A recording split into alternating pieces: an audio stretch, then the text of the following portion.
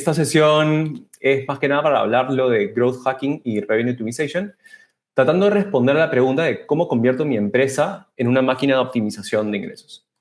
Acá, bueno, soy Andrés Ramos, Digital Product Manager, bastante experiencia en términos de pricing, revenue management, conversion rate optimization, llamado CRO, y de generación y delivery de productos digitales. ¿Qué es el revenue optimization?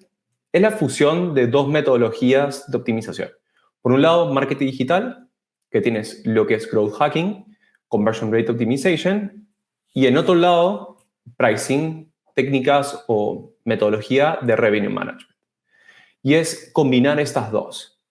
Ahora, lo primero que se pueden estar preguntando es si esto hace sentido, o por qué lo estamos haciendo así. Y lo queremos mostrar de una forma más visual.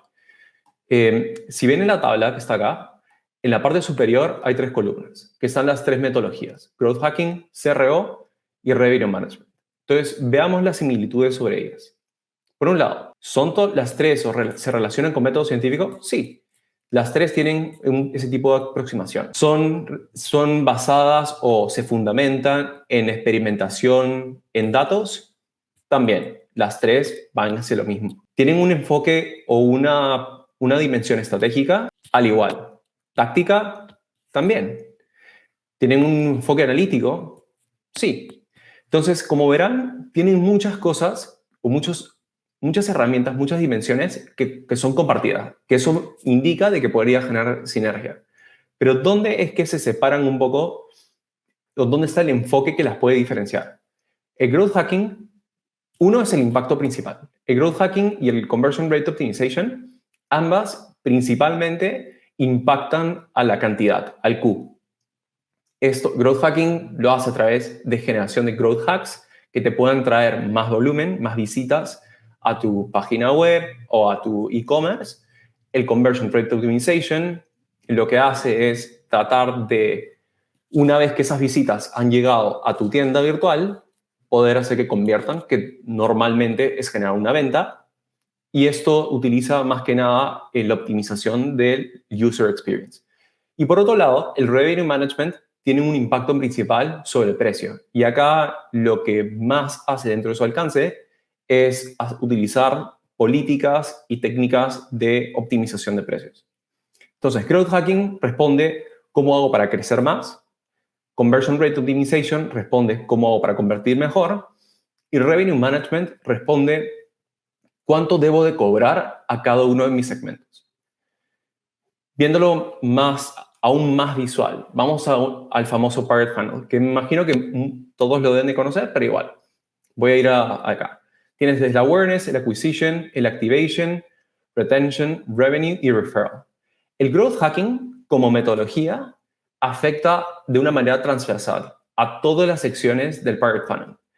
Pero el CRO en realidad se concentra mucho más en la parte del bottom of the funnel, que es el famoso activation, retention, revenue, referral. Y ahora se preguntarán, ¿el pricing dónde está? ¿Qué afecta? Afecta todos los steps del funnel, pero con un subsegmento, con un foco en el tema de optimización de los resultados a través de la modificación del precio. Entonces, es así como estas tres se pueden integrar para poder optimizar o crear más resultados, más revenue en tu empresa, pero de una manera armónica y segmentada dentro de los diferentes pasos que hay para poder generar mayores resultados. Entonces, pongamos un ejemplo de cómo esas técnicas se empiezan a juntar o integrar. Si nos basamos en Netflix, en sus inicios, bueno, ahora probablemente ni se vayan a acordar, pero Netflix comenzó con una versión freemium en el cual agarraban y te daban un periodo gratis que tenían algo de ads y después empezaban a utilizar el contenido para poder traer más tráfico, de tener más gente que esté como retenida, emocionada por tal. Entonces empezaban a hacer este modelo en el cual se hacía mucho más fácil de adquirir el producto, que estaba enfocado a términos de awareness. Y claro, después empezaron a experimentar con diferentes puntos de precio para hacer entre precios iniciales, descuentos y cosas por el estilo, para traer incluso más tráfico cuando ya habían pasado a una versión pagada, y con descuentos traían más gente a la plataforma, tratando de optimizar esos topos de funnel, que es más que nada el awareness. Luego empezaban a ir un poco más a entender la retención, y ahí es donde empezaban a empujar o entender cuál era el driver principal que tenían ellos para poder generar esa retención de los clientes. Y se dieron cuenta que lo que tenían que hacer es empujar y optimizar el tipo de contenido que le daba a cada uno de sus segmentos, y así empezaban a generar viral loops. Entonces, tenía gente, por un lado, traías más personas a la plataforma, modificabas las opciones de precio para poder estimular más la atención de la gente o la motivación de la gente de entrar a la plataforma, y luego empezabas a tratar de maximizar la satisfacción de los clientes con el contenido adecuado para el tipo de segmento, para que se genere ese tipo de retención. Entonces ahí tienes palancas de growth, palancas de pricing, y con la optimización del user experience y el contenido, palancas de CRO. Y entonces, ok, habiendo dicho eso, ¿cómo esto lo puedo llevar a la realidad dentro de nuestras compañías? Entonces, le queremos dar un framework que les pueda ayudar a poder integrar este flujo de una manera más ordenada. Y esto tiene dos partes. Es combinar, por un lado, el problem finding, respondiendo dónde está el problema, y el problem solving, que es cómo solucionamos el problema, más por el lado de la optimización. Entonces, en el lado de problem finding, vamos a estar aquí y comenzamos por ubicar el problema dentro del Pirate Funnel. Entonces, acá es ir al Pirate Funnel y decir, ok, ¿cuál es la sección que más se ve afectada? Luego, empezar a hacer el análisis para entender las posibles causas del problema y tratar de cada vez ahondar más para ver si esas causas están yendo o hacen sentido, y luego pasar a una categorización para ver qué herramientas puedes tener para poder solucionar ese problema. Entonces ahí es decir, ok, estos problemas que he descubierto, ¿cómo los relaciono? ¿Se relacionan al pricing? ¿Se relacionan al growth? ¿Se relacionan al CRO? ¿O es una mezcla incluso de más de uno? Una vez que ya tienes una lista de problemas, pasas a la priorización, escoger cuáles son los problemas que te quieres concentrar en términos de valor, esfuerzo, urgencia, riesgo, incluso incertidumbre. Y por último, como nos encanta, y eso es una metodología enfocada en la optimización y en datos, es definir con qué métrica vamos a medir el éxito. Una vez hecho eso, ya tienes un problema, el problema que te quieres concentrar. Para luego ir a la siguiente sección, que es, ok, listo, ya tengo el problema, ¿cómo lo soluciono? Y vamos a entrar en una metodología que es muy compartida entre tanto el pricing táctico como el CRO, como growth hacking, que es los loops iterativos de hipótesis y experimentación, en el cual se maximiza el llevar las cosas a la acción y poder aprender y continuar hasta que eventualmente puedas solucionarla. Entonces, se comienza una vez que tienes el problema, en la sección de hipótesis y experimentación, que es decir, ¿qué tipo de este problema, que ya sabemos más o menos las causas, cuáles creemos que podrían ser potenciales soluciones para ellos? Y hacer procesos de ideación, problem solving, incluso súper recomendado. Llamar a más personas para que te ayuden a tener más ideas sobre esto, y terminar con una lista de una determinada serie de hipótesis relacionados a estos problemas. Luego, priorizar nuevamente, y una vez que ya entendemos por dónde cuáles son las hipótesis que queremos validar, tener que diseñar cuál va a ser el experimento en sí. Entonces, ok, ¿cómo va a ser esta implementación? Voy a hacer un A/B test, voy a lanzar un experimento y lo voy a contrastar con un grupo control. ¿Qué métrica secundaria podría utilizar yo para poder saber, ok, en efecto, este experimento fue exitoso? Y una vez que eso lo defines, ya puedes agarrar y puedes continuar a poder implementar, o sea, ejecutar tu test. Y por último, bueno, no por último, falta un poco más, Después continúas, una vez que ya has hecho el test, tienes que medir los resultados contra las métricas principales que he dado y las métricas secundarias. Y con eso tienes que tomar la decisión de decir, ok, esto de acá, este ejercicio, este experimento, ¿me ayudó a solucionar el problema? ¿Sí? ¿No? ¿Fue de la magnitud que esperaba? Puede ser que sí, puede ser que no. Si es que sí, en ambos casos, listo, ya tienes un improvement. Es algo que te soluciona el problema y puedes ir al siguiente. Y si es que no ha sido de la magnitud esperada o no solucionó el problema o incluso lo hizo peor, bueno, tienes un learning.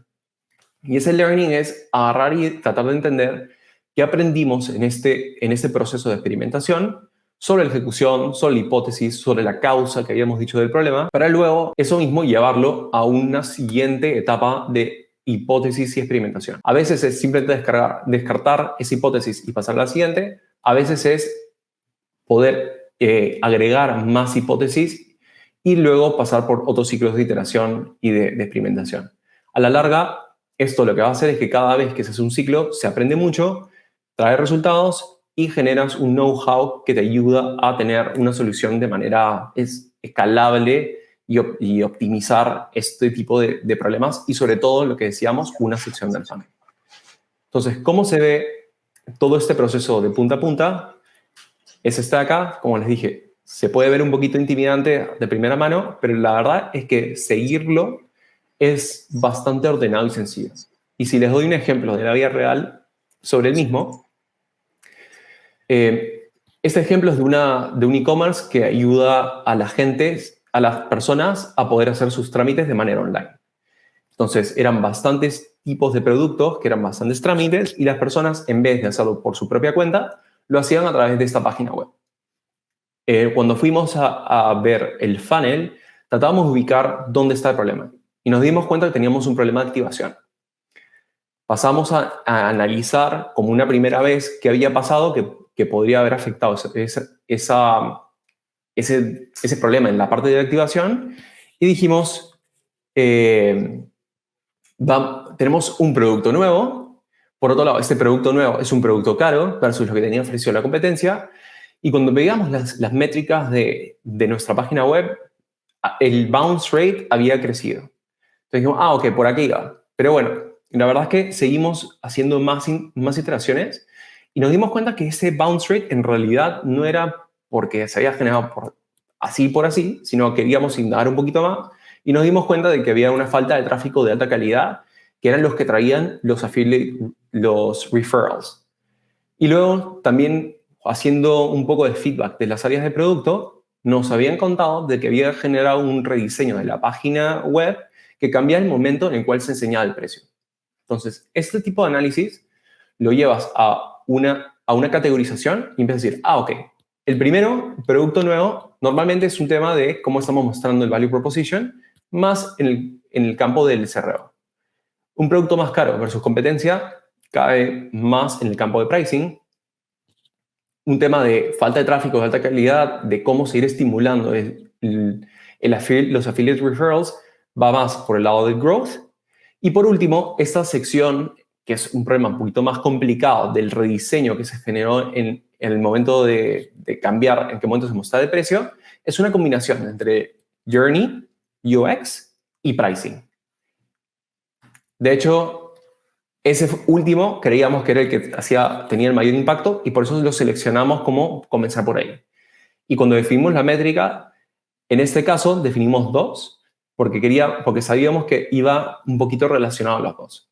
Entonces, era conversion rate y también queríamos ver el precio promedio.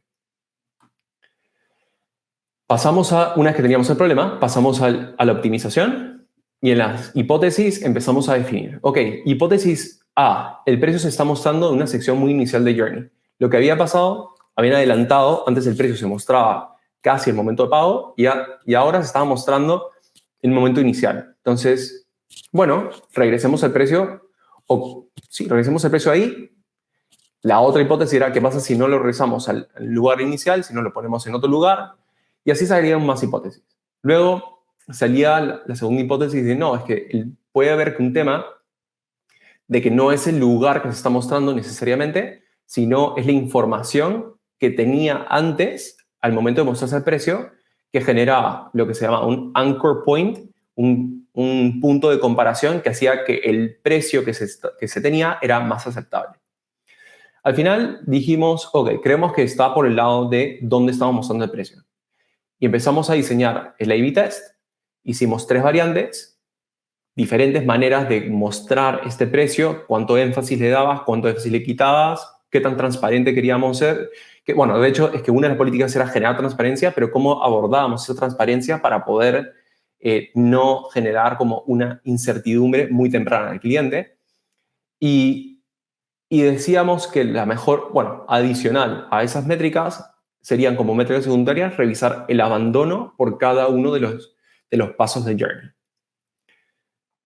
Lo que hicimos, bueno, al final, evidentemente, lo que pasó fue testear, ejecutamos, medimos y, de hecho, fue bastante bueno el resultado.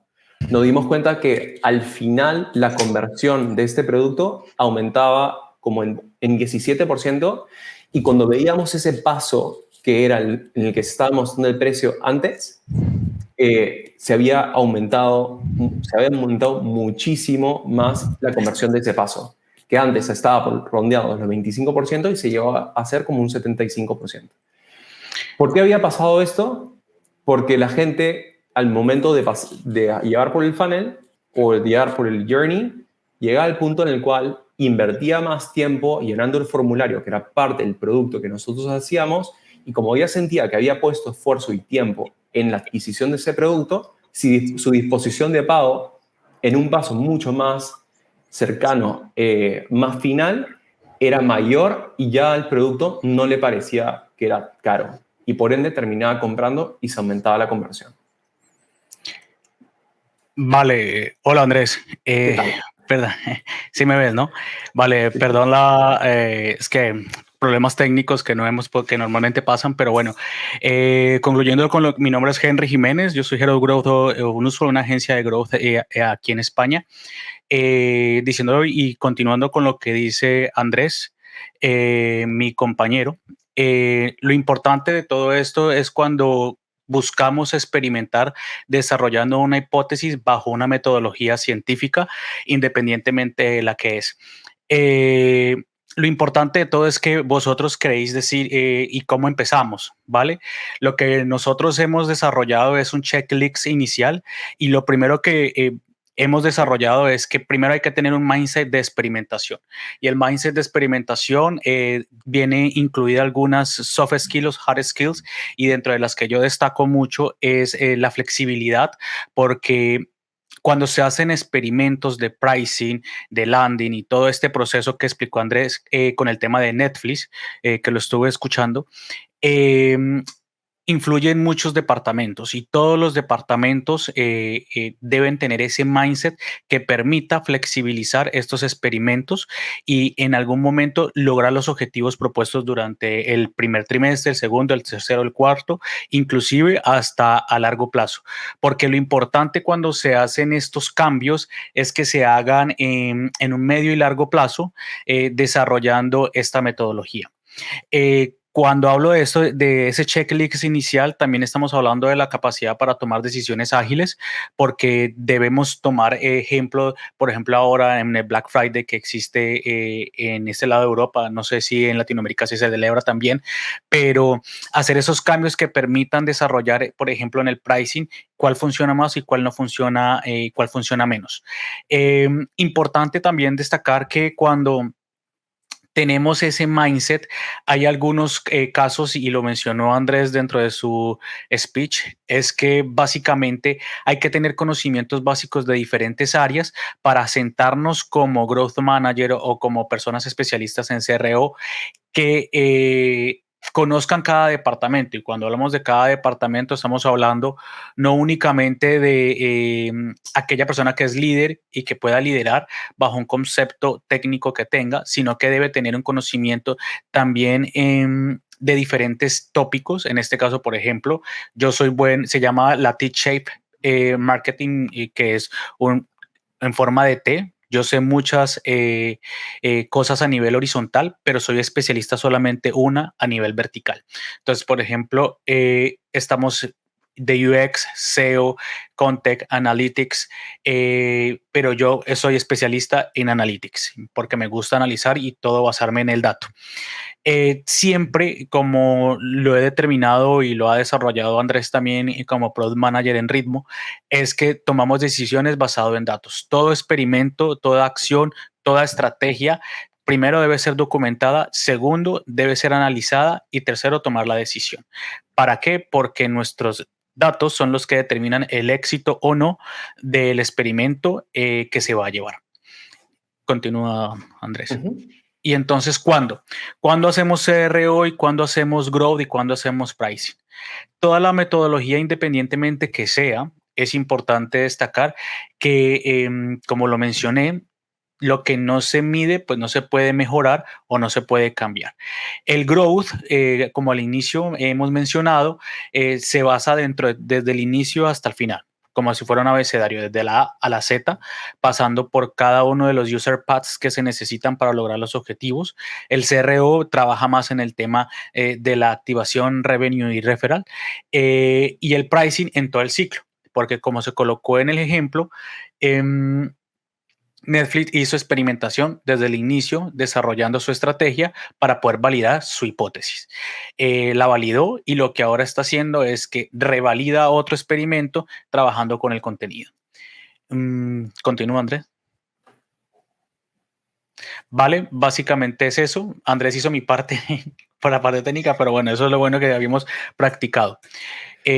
Cualquier pregunta que tengáis, los estamos escuchando y estamos aquí para la ronda de preguntas.